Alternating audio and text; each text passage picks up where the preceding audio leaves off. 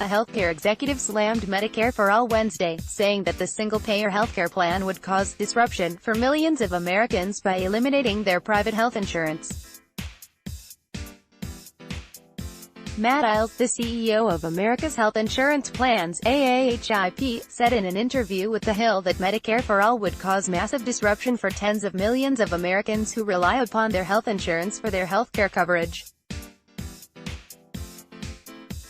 The disruption that you would have by getting rid of private insurance in the employer market, telling 180 million Americans that they need to give up their coverage through their employer is really not the best way to fix the problems and expand coverage in our healthcare system, Eyles said. Medicare for All's potential disruption to the healthcare industry remains a delicate issue for many Democrats. Rep.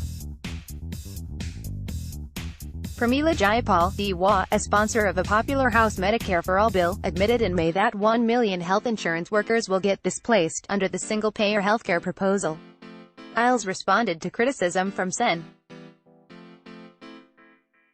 Bernie Sanders, IVT, who sent a letter to the AHIP chief executive, as well as Steve Ubl, the chief executive of the Pharmaceutical Research and Manufacturers of America, asking them how much they plan on spending to fight Medicare for All.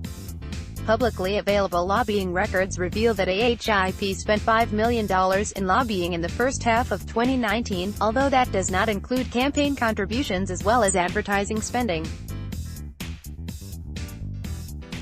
In his letter to the healthcare executives, Sanders said that they could better use the money they have spent fighting Medicare for All to instead make sure that no one in the wealthiest country in the world dies or goes bankrupt because they cannot afford to purchase life-saving prescription drugs or go to a doctor. Eyles also said that expanding coverage through the Affordable Care Act (ACA) remains the best way to provide Americans healthcare coverage.